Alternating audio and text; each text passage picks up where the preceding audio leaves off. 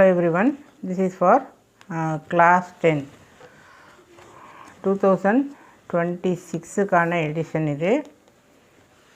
Here we see the first chapterல ஏற்கனவே நம்ம பார்த்துட்டோம் GST goods and service tax அப்படின்னு சொல்லி. Here it is given direct tax அப்படிங்கிறது பர்சனலாக அவங்க என்ன ஏர்ன் பண்ணாங்களோ அதுக்கு கவர்மெண்ட்டுக்கு பே பண்ணுறது வந்து நம்ம அது இன்கம் டேக்ஸ் அப்படின்னு சொல்லுவோம். That is known as direct tax. Indirect டேக்ஸுங்கிறது are those that are paid by the consumer. கன்சியூமர்னால் அந்த பொருட்களை வாங்குபவர். Or by organisation when they buy goods or services or both. அதுக்கு பே பண்ணக்கூடிய டேக்ஸ் வந்து இன்டைரக்ட் டேக்ஸ் அப்படின்னு சொல்கிறோம். இந்த ஜிஎஸ்டி அப்படிங்கிறதெல்லாம் ஏற்கனவே லாஸ்ட் வீடியோவில் நம்ம பார்த்துட்டோம். One nation, one tax was the aim of the government in implementation of GST. So, in the GST, central GST, CGST is collected by the central government on the intra-state. Intra அப்படின்னா supply within the same state, Tamil Nadu to Tamil Nadu itself, or movement of goods and services. In case of central GST, the beneficiary is central government. Beneficiary யாருன்னா central government. Then SGST, state GST அல்லது union territory. Pondicherry இதெல்லாம் வந்து union டெரிட்டரியில் இருக்கிறது. is collected by the state government. This is central government. இது வந்து state government or union territory. Beneficiary யாரு அப்படின்னா state or union. Next வந்து integrated GST, IGST is levied by the central government. இதுவும் central government தான், இதுவும் central government தான். ஆனால் இதில் ஒரு ஸ்பெஷல் கேஸ் என்ன அப்படின்னா on interstate transaction or movement including imports, export, import. இந்த import எல்லாம் வந்து இந்த இன்டரில் வரும், ஐஜிஎஸ்டியில் வரும்.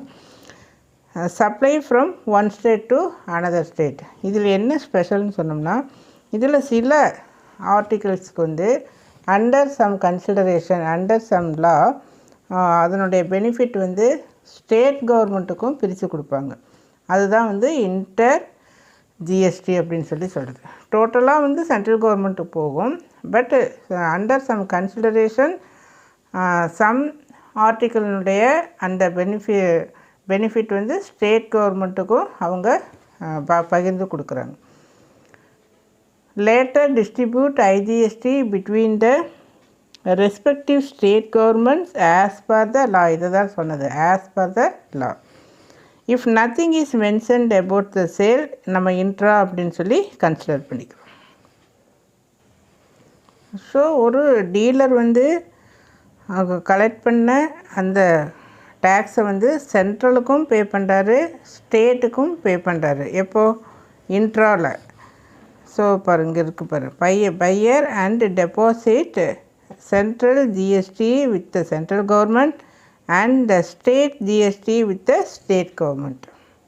அதுதான் எக்ஸாம்பிள் கொடுத்துருக்குறாங்க. ஒரு 18% டேக்ஸ் அப்படிங்கிறப்போ 9% for central and 9% for state, IGST nil. So இந்த நெக்ஸ்ட் ஒன் இன்டர்ஸ்டேட் மூவ்மெண்ட்டில் பார்த்தீங்கன்னா டோட்டலாக இந்த 18% வந்து இன்டகிரேட்டட் ஜிஎஸ்டியில் போயிடும். ஸோ சென்ட்ரலுக்கு தனியாக நில்லு, ஸ்டேட்டுக்கும் நில்லு. ஆக்சுவலாக இது சென்ட்ரல் போகக்கூடியதான், பட் அண்டர் சம் கன்சிடரேஷன் அப்படின்னு சொல்லி ப்ரீவியஸாகவே அதை எக்ஸ்பிளைன் பண்ணிட்டோம். ஸோ யூஸ்வலாக வந்து ஜிஎஸ்டி வந்து 0% அப்படிங்கிறப்ப நோ ஜிஎஸ்டி, 5%, 12%, 18%, 28%. ஸோ இந்த ஃபிகர் தான் வந்து அப்ளிகபிள். ஸோ எசென்ஷியல் கூட்ஸுக்கு வந்து GST less and on luxury கூட்ஸ்க்கு வந்து ஜிஎஸ்டி ரொம்ப மோராக இருக்கும். இப்போ பெரிய பெரிய 5-ஸ்டார் ஹோட்டல்லாம் தங்குறாங்க அப்படின்னா அது வந்து லக்ஸரி இதில் வரும். ஸோ அதுக்கு ஜிஎஸ்டி மோர். ஸோ நெக்ஸ்ட் வந்து ஜிஎஸ்டி கால்குலேஷன் எப்படின்னு பார்க்கலாம். A dealer in Bhopal Madhya Pradesh say X. Dealer வந்து எக்ஸு, டிஸ்ட்ரிபியூட் பண்ணக்கூடியவர் வந்து ஒய், அவங்களும் மத்திய பிரதேசமே தான். அப்போது intra means same state. If the rate of GST வந்து 28% அப்படின்னா இங்கே CGST, IGST, then integrated GST. இந்த 3 வகையான ஜிஎஸ்டி வந்து இட் இஸ் ஷோன். ஸோ இது யாருக்கு எப்படி போகுது அப்படின்னு பார்த்தீங்கன்னா, டோட்டலாக இந்த 28%ல் 14% வந்து சென்ட்ரலுக்கும் அனதர் 14% வந்து ஸ்டேட்டுக்கும் போகுங்கிறது it is clear. Because same state அப்படிங்கிறப்போ intra, this is intra.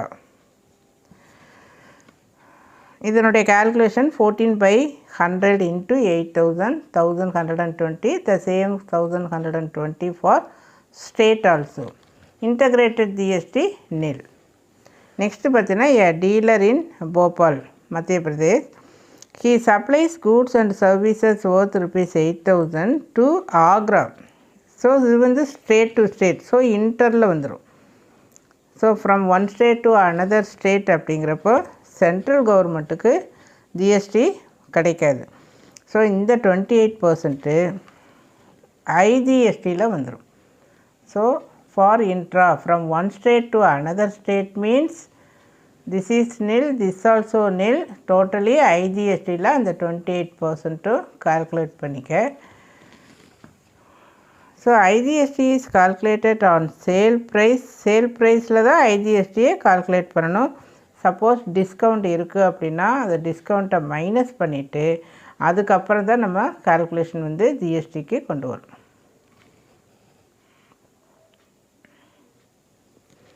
So in case of intra means same state, ஒரே அதே ஸ்டேட்டுக்குள்ளேயே.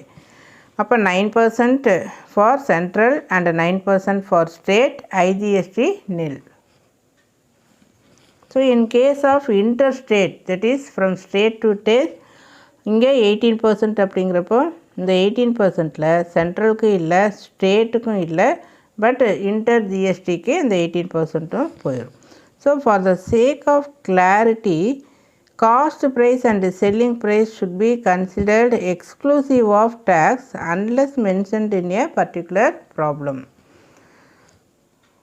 இப்போ நெக்ஸ்ட் கொஸ்டின் பார்த்தீங்கன்னா, example 1. A dealer in a city buys some goods.